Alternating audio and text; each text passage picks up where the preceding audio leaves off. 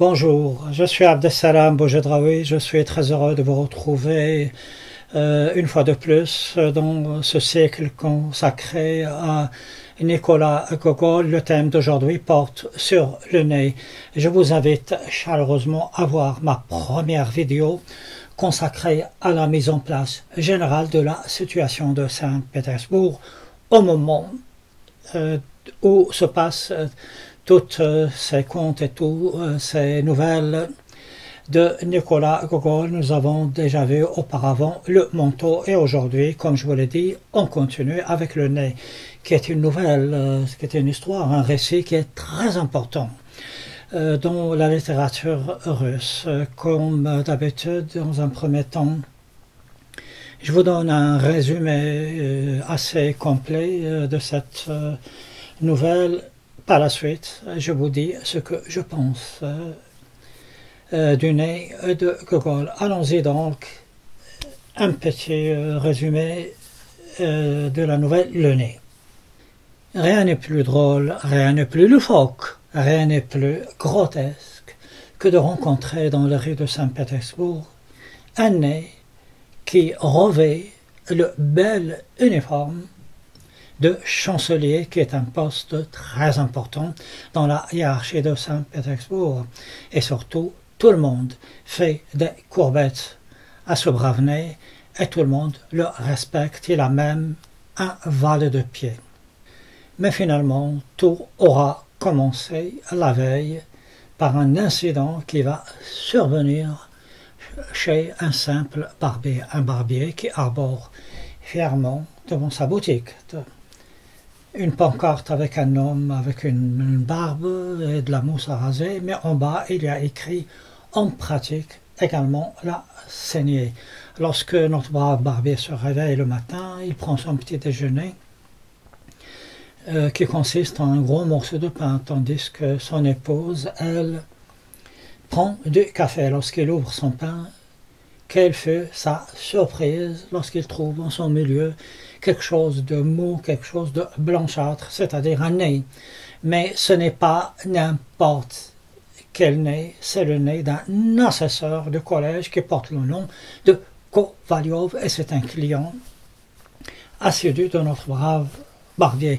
Lorsque la femme se rend compte que le pain de son époux porte en son intérieur un nez, elle l'insulte, espèce de lâche, espèce de petit crétin. Pourquoi est-ce que le nez de l'assesseur, qui est une personnalité importante, c'est-à-dire que assesseur de collège, porte le titre de 8e position. Donc il est en 8e position dans la hiérarchie de Saint-Pétersbourg. La première position est celui de, justement, de chancelier, dont notre brave nez, dont on vient de parler, portait le bel uniforme. Donc elle l'insulte et lui dit « c'est de ta faute, puisque on m'a dit que lorsque tu rases les personnes, eh bien, tu les attrapes par le nez, tu forces un peu sur le nez, donc c'est de ta faute. Et si tu continues comme ça, je vais te livrer plutôt à la police. » Alors notre brave barbier est très embêté. Qu'est-ce qu'il va faire du nez de l'assesseur Kovalyov? Alors il dit à son épouse, je vais l'enrouler dans un mouchoir et je vais sortir pour le jeter comme si de rien n'était. Alors c'est ce qu'il fait, il le met dans un mouchoir, il sort. Malheureusement, la rue est pleine. Lorsqu'il le jette par terre, il y a un monsieur, qui lui dit « Écoute, là, il faut ramasser ton mouchoir. » Donc voilà, c'est qu'il le ramasse. Et il ne peut pas le jeter, finalement. Il arrive dans un pont. Il n'y a personne. Et il se débarrasse du nez en le jetant dans l'eau. Mais j'ai dit, il n'y avait personne, mais à Saint-Pétersbourg, il y a toujours quelqu'un qui surveille quelqu'un, et c'est un policier qui se pointe, il lui dit, hé là mon ami, qu'est-ce que tu fais là? Qu'est-ce que tu manigances, monsieur le barbier? Alors, il lui dit, qu'est-ce que tu as jeté? Il essaye de le soudoyer, il dit, écoute-moi, mon brave policier, tu me laisses tranquille, et je te rase durant toute ta vie, gratis. Mais le policier ne l'entend pas de cette oreille. Il dit, on me l'a déjà fait celle-ci, au poste. Donc voici donc cette première partie qui finit par le barbier qui a trouvé le nez de l'assesseur dans son pain et qui se trouve donc embarqué pour aller à la police et bien sûr à la prison. Nous abordons donc la seconde partie, puisqu'il faut bien parler du propriétaire du nez, qui est l'assesseur de collège Kovalyov. Disons tout simplement un petit mot sur lui. C'est un monsieur qui est imbu de sa personne. À chaque fois qu'il rentre quelqu'un, il lui dit, vous savez, moi je connais la comtesse, je connais telle personnalité, et lorsqu'il veut, disons, courtiser une femme, il lui dit, je m'appelle Platon, alors là, Platon Kovalyov, je suis assesseur, mais je suis major. Il se donne le titre de major et il dit à ces braves dames qu'il voudrait courtiser donc et draguer, comme on le dit vulgairement.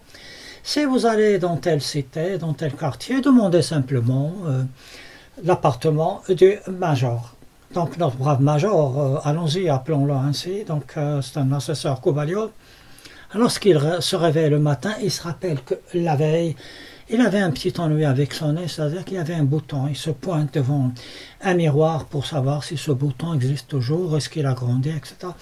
Et quelle fut sa surprise de constater que, au lieu et place de son nez, il n'y avait qu'une partie qui est lisse, point de nez. Il n'avait pas de nez. Et il demande à son valet, il lui dit, mais mon ami... il demande à son valet, est-ce qu'il y a un problème dans mon visage? Je lui dis, monsieur, vous n'avez pas de nez. Donc il est résigné, il n'a pas de nez, qu'est-ce qu'il fait? Il sort pour trouver une solution, il met un mouchoir devant son visage comme s'il souffrait d'épistaxie, c'est-à-dire de saignement du nez, et il sort. Alors là, quelle fut sa surprise de voir son nez qui sort d'un hôtel. Son nez à lui, à ce brave assesseur, donc major. Et ce nez revêt un habit de chancelier, c'est-à-dire premier grade dans la hiérarchie de Saint-Pétersbourg. Et tout le monde lui fait la courbette, tout le monde le respecte, et semble-t-il, il y avait même un valet de pied et une carrosse qui l'attend.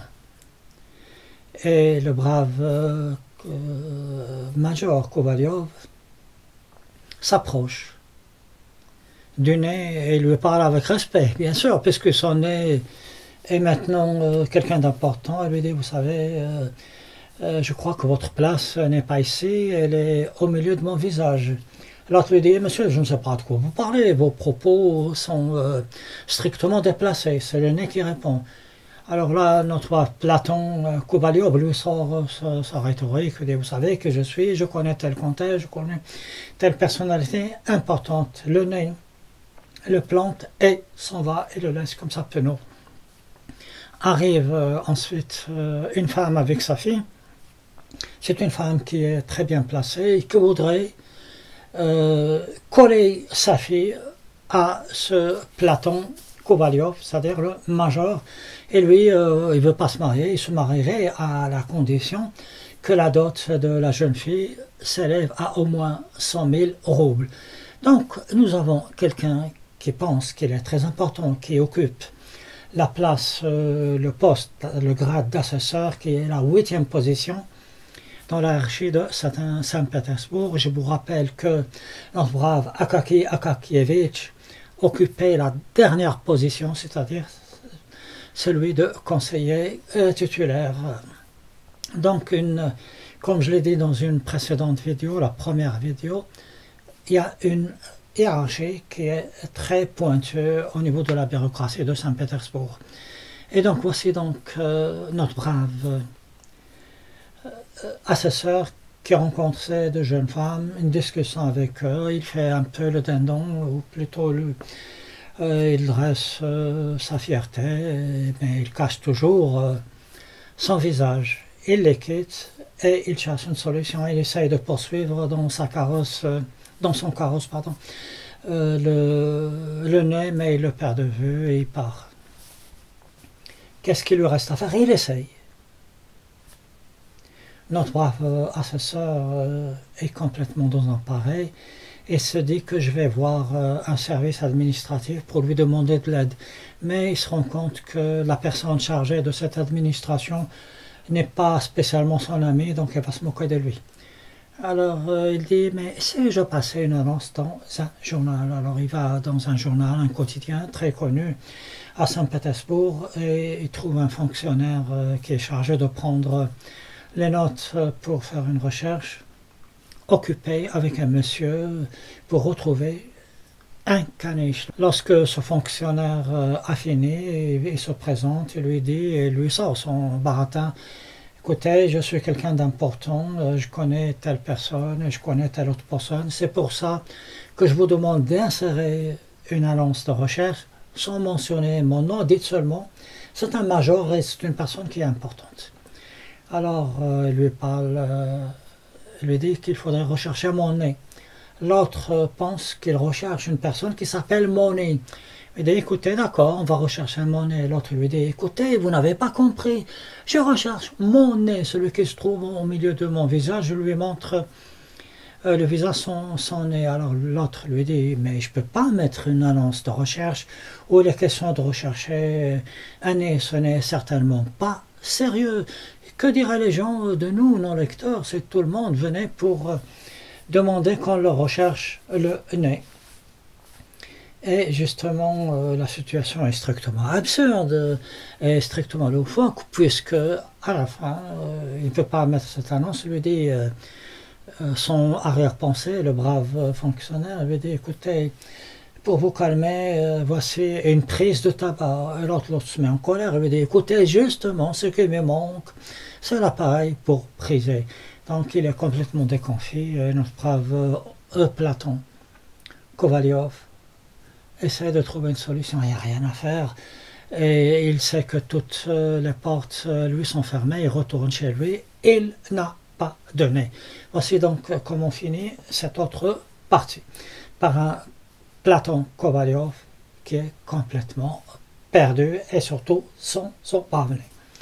Alors nous commençons, ou plutôt Gogol commence une autre partie, lorsque de nouveau l'assesseur, le major se réveille, quelqu'un frappe à la porte, et c'est le brave policier dont on avait parlé, qui avait pris sur le fait le barbier, qui se pointe ici, il lui dit, voilà, est-ce que c'est ici qu'habite Platon, l'assesseur Platon Kovalyov? Il lui dit, oui, le major. Il dit, vous savez, monsieur, le policier lui dit, nous avons retrouvé un nez qui, semble-t-il, vous appartient. Il est très heureux, il a retrouvé son nez, et l'autre emmène avec lui aussi le barbier qui essaie de trouver des explications, des justifications. Quoi qu'il en soit, ce bon monde part, et reste le major, l'assesseur, avec son nez, il essaie de le remettre en place, pas moyen. Il demande à un médecin qui est un voisin de venir l'aider. Alors il essaye de le coller, de le remettre en place, il lui donne une très belle chiquenote qui lui fait très très mal. Et le médecin lui dit, vous savez, si j'arrivais à remettre le nez en place, vous allez beaucoup souffrir, autant vous en passer. Il est un peu philosophe, notre brave médecin. Finalement, il part sans se faire payer parce qu'il a une haute estime de son métier et il laisse l'autre brave major, l'assesseur, désemparé, encore une fois, sans nez, sans le nez, sans l'appendice nasal. Entre-temps, Gogol va nous décrire tout ce qui va se passer autour de la rumeur, autour de la perte du nez de l'assesseur Kovalyov. Il y a beaucoup de personnes qui vont profiter de l'occasion, entre autres un vendeur assez minable dans la rue de Nevsky, la perspective Nevsky, qui va mettre une annonce pour dire que ici vous allez contempler le spectacle du nez de ce brave assesseur, et il met des gradins pour que les gens puissent le voir. Il y a un monsieur qui se déplace, un colonel très important, lorsqu'il arrive devant cette déventure pour voir le nez de l'assesseur, il ne trouve que quelques vulgaires marchandises, c'est-à-dire que le monsieur là qui possède le magasin, il se moque du monde. Et il dit qu'il faudrait qu'il y ait la police pour ranger ça, il faudrait que la police s'occupe de tout, et là il est persuadé que ce n'est pas aux gens de régler les problèmes, mais c'est à l'administration, c'est au gouvernement qui devrait s'occuper de tout. Alors là, Gogol, bien sûr, se moque d'un système qui est créé par les humains et qui finit par oppresser ces mêmes humains. Et là, que devient notre brave assesseur lorsqu'il se réveille? Encore une fois, il est surpris de trouver son nez au milieu de son visage, c'est-à-dire que son nez est revenu à sa place de lui-même sans qu'il sache pour quelle raison. Alors il est un peu sceptique, même s'il voit dans son miroir le nez à sa place, il demande à son valet « dis-moi, est-ce que tu vois un bouton sur mon nez ?» Et notre brave assesseur, notre brave major, s'attend à ce que son valet lui dise « Mais non, il n'y a pas de nez !» Mais au lieu de cette réponse, le valet lui dit « Mais non, monsieur, il n'y a pas de bouton sur votre nez. Votre visage est clair et il y a un nez qui est lui aussi très clair. » Donc il est soulagé, le nez est revenu après toutes ces péripéties. Voici donc la nouvelle très grotesque et très loufoque de Nicolas Gogol. Que pourrais-je vous dire de ce récit? Nicolas Gogol utilise le grotesque, tout ce qui est loufoque, tout ce qui est absurde pour nous décrire la situation de Saint-Pétersbourg. La première chose, la situation de l'administration.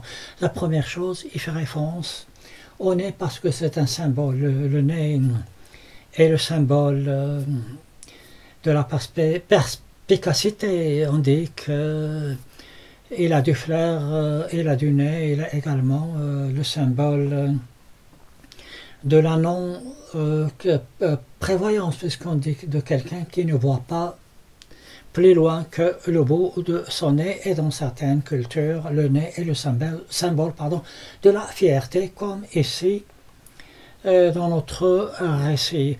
Et justement, le nez, c'est la première chose que l'on remarque lorsqu'on rencontre quelqu'un, lorsqu'on est confronté à une personne. La première chose qui nous frappe à l'esprit, que l'on voit, c'est le nez, parce qu'il est au milieu du visage. Et justement, notre brave assesseur dit, si j'avais perdu un membre, un bras, c'est rien, mais mon nez quand même.